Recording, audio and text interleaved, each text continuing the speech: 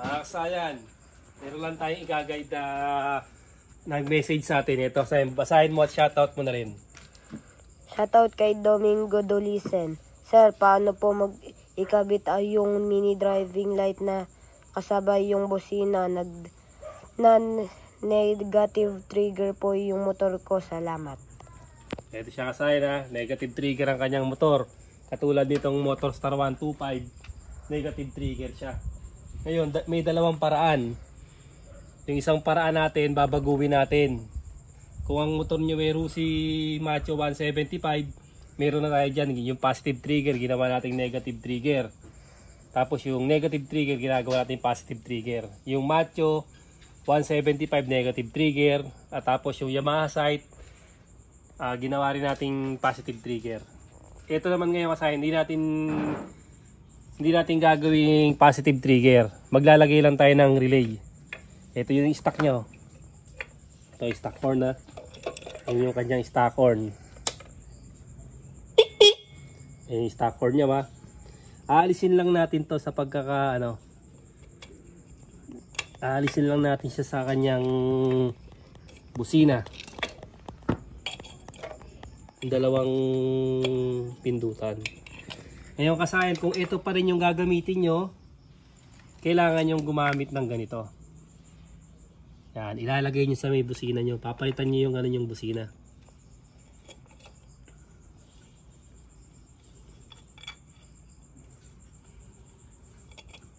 Pero kung dual horn, mas madali na. Kasi kadalasan sa dual horn, meron na siyang relay. Relay sa relay na lang yung gagamitin natin kung meron parehas relay. Siya nakalagay na to yung natin. Kung ito pa rin yung gagamitin, gagamit tayo dito ng 4-pin relay o 5-pin relay ha. Kahit anong relay, hindi nyo na kailangan gamitin yung yung nasa gitna. Ito, lalagay nyo lang to 85-86. Kahit magkabaliktaran naman yan pwede. Pero kung may ilaw, huwag nyo nang pagbaliktarin. 85 yung negative, 86 yung positive. Ito siya ba? Ilagay na natin yung dalawa. Tapos merong manggagaling ng ng battery. Ito siya ba? Meron siyang fuse na 10 or 15 ampere ha. Ito, pag diretso natin to, diretsuin natin to ha.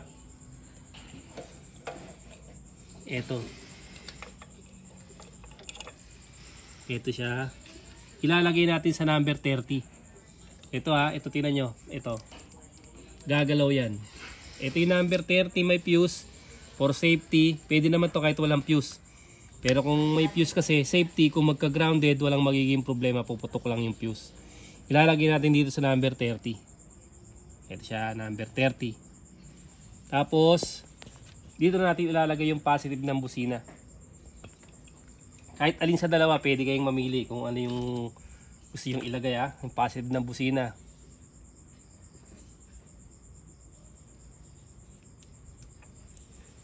Ito yung isa dito, lagay natin sa negative. Tapos yung isa ilalagay natin sa positive. Halimbawang ganito pa rin yung gagamitin nyo na yung gagamitin nyo na busina, yung stock horn Hindi niya kasi nabanggit kung loud horn yung busina niya. Bawa yan ha.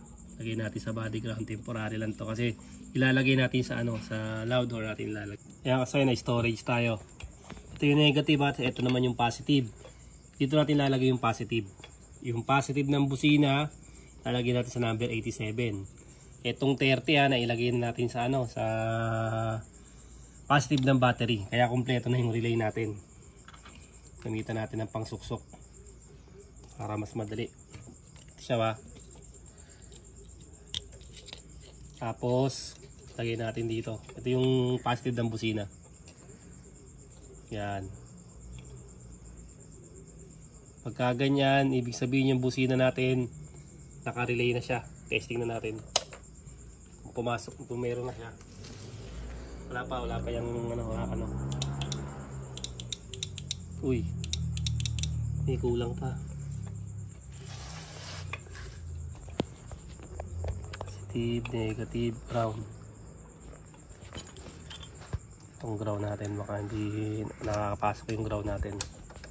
Tan muna natin. Kaganto, gagamit kayo ng i-terminal para malakas yung ground nyo. Pasok na pasok ang ground. Okay, naka-relay na siya Ngayon, wala pa yung natin. Wala pa yung passing light. Dito yung diode. Ito tutukan mo tong may gray na to. Ayan yung kulay gray na yan Yan ang ilalagay natin papunta sa ilaw. Yung walang guwit na gray, ito yung papuntang busina. Yung positive ng busina o yung positive ng busina o number 87 ng relay. Doon natin lalagay yung sa may walang marking ng diode. Tapos ito papunta na to sa mini driving light. Kung saan yung gusto nyong ilagay. Ito yung switch ng ating mini driving light Yan. Kung gusto niyo ng yellow o ng white, depende. Ang high nito ay yellow. White yung low.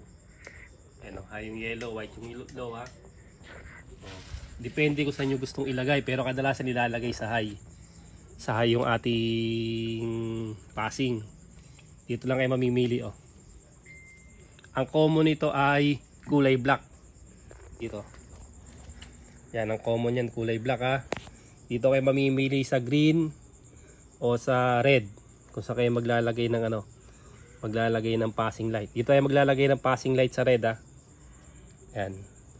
Sa red tayo maglalagay ng passing light. Ito Ito may linya to rito. Ito.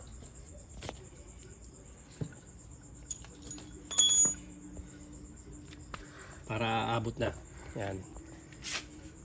May linya rito yan.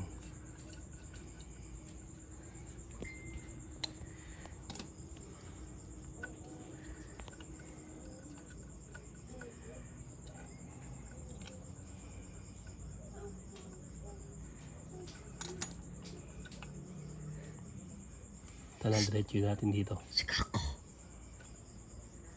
Ate, sigako. Diretso natin dyan Ito yon. Tapos try natin. Ito yung diretso to Ito. Diretso to papunta dito sa may red. Tapos testing na natin kung gagana na yung passing natin. Siya kasaya na. Sa layo yan. Okay na. Gumana na. Pati itong busina natin gumana kasi nakasama siya rito. Ngayon kasi yung stock lang, yung stock horn okay na rin siya. Sumabay itong dalawa na to. Ngayon ituturo ko naman sa iyo kung naka loud horn kayo Tanggalin lang uli natin to.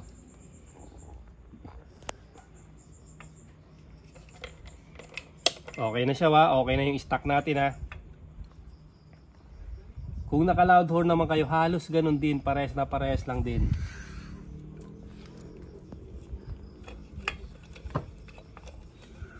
Aalisin na natin itong stock horn. Ang gagamitin lang natin ay loud horn. Nagpassing na siya kasi yung relay na magdidikta dyan kung positive o negative. Ito hindi na kailangan to kasi ang gagamitin ay loud horn. Kung mga dual horn, marami na tayong video dyan. Stock horn at loud horn, gamit ang 3-way switch.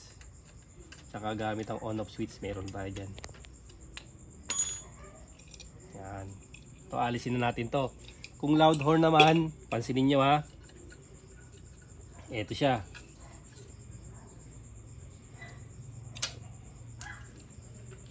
Ganun pa rin ang proseso. Ang una natin gagawin, ilalagay natin to.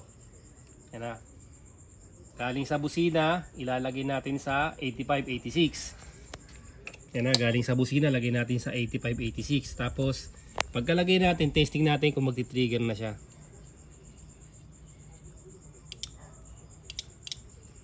Tutok mo dito. Yan. Ibig sabihin, okay na siya, Tapos, ito yung galing battery na may 10 or 15 ampere, Ito siya. Ilalagay natin sa number 30.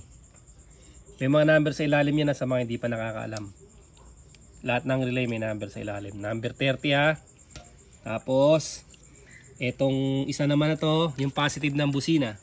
Tutok mo rito. Pag diniretso natin to, ayan positive ng busina. Yung negative ng busina, ito naman yung negative ng busina. Turo mo dito. Yan. Ito naman yung negative ng busina. Dalawa lang naman yan. Yung negative nakalagay sa body ground. Tapos yung positive, dediretso sa 87. Ito siya ba? Nalagyan natin sa 87. Tapos yung pinagtanggalan natin kung nasa yung busina, doon natin siya ipopwesto. Doon nakapwesto yung ating relay. Ayan o. May tornilyo na yan. Diyan nakapwesto yung ating ating relay. Tapos yung passing light, ito naman siya yung passing light natin. Kaya dito tayo nagduktong eh. Pansinin nyo ha, tutok mo dito sa diode. Ito yung diode natin. Yung may marking na gray papunta sa mini driving light natin ha. Kung low beam o high beam. Dito na kayo kukuha, wag nyo na buksan yung mini driving light. Sa 3-way switch na kayo kumuha para mas madali. Ayan yung 3-way switch natin oh. Ayan oh. Kung gumagalaw na to, ito yun oh, sa red siya kumuha sa may mini driving light, yung high. Ayan siya oh. Ito yung diode, nakalagay yung diode dito. Kung 4 wires, may video rin tayo dyan, hindi na kailangan ng diode. Papunta sa ilaw, tapos papunta sa positive ng busina o number 87 ng relay. Okay na yan siya kasayan. Ganun lang yung pagkakabit. Testing na natin. Nakasalpak na yung ano natin. Yung ating okay, isa pa dun sa malayo. Dahil gabi na, konti-konting busina lang. Okay na kasayan. Ganun lang yung paglalagay ng ating ng passing light sa negative trigger. Kailangan natin ng relay. Kung di naman natin kailangan ng relay, kailangan natin gawing positive trigger muna para bago tayo magkabit ng ng passing light sa mga stock horn. Ngayon kung may relay, yung relay na yung gagawa ng paraan doon. Siya na yung magpapalit ng trigger, ng positive trigger to negative trigger. Hanggang dito na lang mga kasayan. Salamat sa panonood.